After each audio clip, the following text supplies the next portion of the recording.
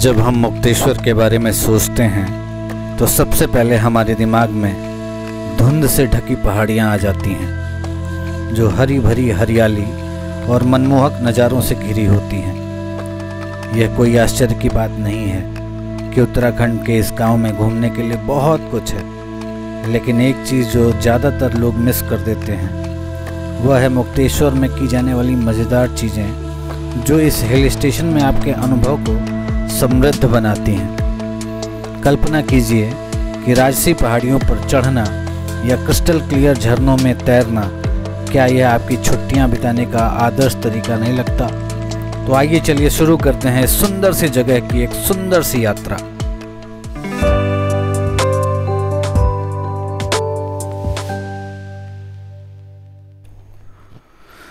हो सकता है कि आपने पिछले कुछ सालों में कई हिल स्टेशन देखे हों, लेकिन मुक्तेश्वर को सबसे अलग बनाने वाली चीज़ है इसकी अछूती प्राकृतिक सुंदरता। इतने लंबे समय तक पर्यटकों की नज़रों से दूर रहने की वजह से यह जगह एक अनोखी और ज़रूर घूमने लायक जगह बन गई है, और मुक्तेश्वर में करने के लिए अनोखी चीज़ें सबसे ऊपर हैं। तो यहाँ हम आपको बताएंगे उन गतिविधियों को जो यहाँ आप इस अनोखे हिल स्टेशन की यात्रा के दौरान कर सकते हैं। यहाँ की राजसी पहाड़ियों पर ट्रैकिंग, ठंडी हवा में पैराग्लाइडिंग, यहाँ के प्राचीन मंदिरों के दर्शन, झरनों में तैरना, सूर्योदय देखना, स्थानीय दुकानों पर खरीदारी, लहरदार पहाड़ियों पर चढ़ना, ऐतिहासिक स्थलों की विरासत यात्रा को करना। तो आइए चलते हैं धीरे धीरे हम उन राजसी पहाड़ियों पर ट्रैकिंग के लिए। उत्तराखंड का जंगल मुक्तेश्वर की शानदार पहाड़ियों पर जाने के लिए पर्याप्त कारण है, जहां ऊंचे पहाड़ों पर ट्रैकिंग करना एक पुरस्कृत अनुभव है। जब आप हरे भरे जंगलों, घुमावदार रास्तों से गुजरते हैं, अपने चेहरे पर ठंडी हवा का एहसास करते हैं, तो आप कभी भी अपनी नियमित ज़िंदगी में वापस नहीं लौटना चाहेंगे। आप अपनी फिटनेस के स्तर के आधार पर आसान से लेकर मध्यम तक कई तरह के ट्रैकिंग ट्रेल्स में से चुन सकते हैं।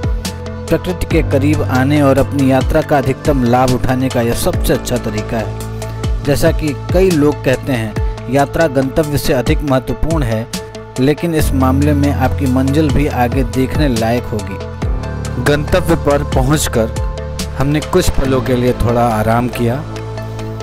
आराम करने के बाद अब हम जा रहे हैं मुक्तेश्वर धाम के दर्शन के लिए। हम आ पहुंचे हैं महादेव मंदिर। नैनीताल के मुक्तेश्वर कस्बे में स्थित मुक्तेश्वर मंदिर अपनी प्राचीन विरासत को समेटे हुए है।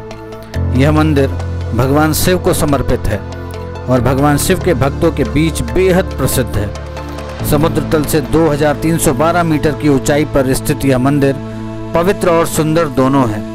पांडवों ने अपने 12 साल के वनवास के दौरान शिव के अनुयायी बनकर अपने परेशान जीवन से मुक्ति पाने की उम्मीद में इस मंदिर का निर्माण कराया था। हमारे साथ हमारे कई मित्र भी इस मंदिर के दर्शन के लिए जा रहे हैं। हर साल हजारों भक्त और पर्यटक आशीर्वाद लेने और इस जगह के शानदार नज़ारे का आनंद लेने के लिए मंदिर आते हैं। आप नंदाकोट, नंदा घुंटी, त्रिशूल और नंदा देवी के सहित महान हिमालय श्रृंखला के शानदार बर्फ से ढके पहाड़ों को यहाँ से देख भी सकते हैं, जो भारत की दूसरी सबसे ऊंची चोटी है।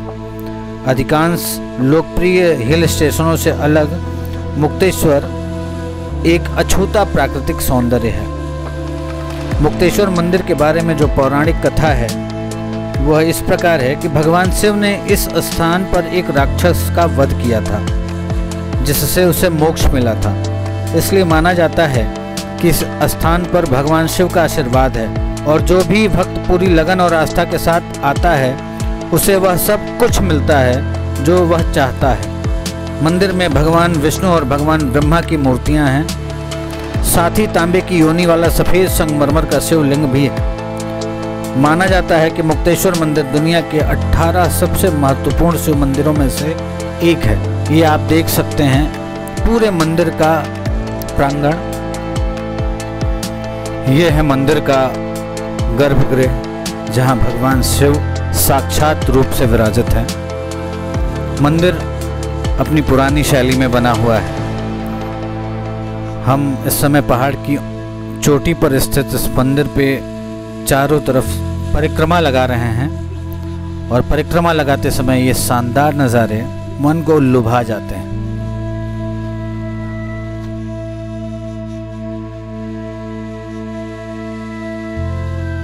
आपने बहुत सारे मंदिर देखे होंगे, लेकिन पहाड़ों में स्थित मंदिरों में कुछ अलग ही बात होती है। मुक्तेश्वर में मंदिरों के आसपास का आकर्षण और सुंदरता आपको विस्मित कर देगा। कुछ प्रसिद्ध मंदिर जैसे मुक्तेश्वर मंदिर और अन्य का इतिहास बहुत गहरा है, क्योंकि वे दशकों से अस्तित्व में हैं। ये मंदिर भगवान शिव और देवी पार्वती से लेकर नंदी और कई अन्य देवी देवताओं को समर्पित हैं। शिव मंदिर से ठीक नीचे यह है राम मंदिर।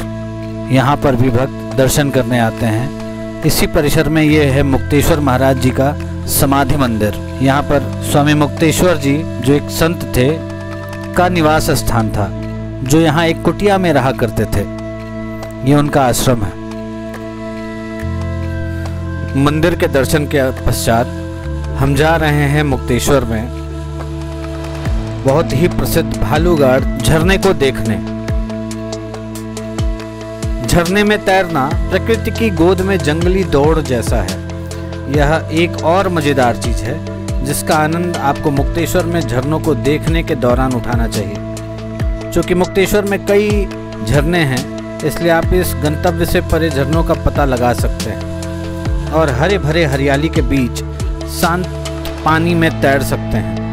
इस हिल स्टेशन के प्रसिद्ध झरनों में से एक है भालूगाड़ झरना, जो लगभग 60 फीट की ऊंचाई से गिरता है। लेकिन भीमताल, नैनीताल और इस हिल स्टेशन के आसपास के अन्य शहरों में ऐसे कई और आकर्षण हैं। इसलिए झरनों के पास चट्टानों पर बैठने के बजाय क्रिस्टल क्लियर पानी में उतरें और अनुभव करें उस जगह की आपकी यात्रा कैसे 10 गुना बेहतर हो जाएगी। झरने के पास एक लंबा समय बिताने के बाद सांझ की बेला करीब आ रही थी और हमें अपने गंतव्य पर पहुंचना था। तो हम निकल चुके हैं अब अपने गंतव्य की ओर। इस यात्रा में बस इतना ही। अगर आपको यह यात्रा पसंद आई हो तो कृपया करके कमेंट सेक्शन में अपने विचार ज़रूर दर्ज करें।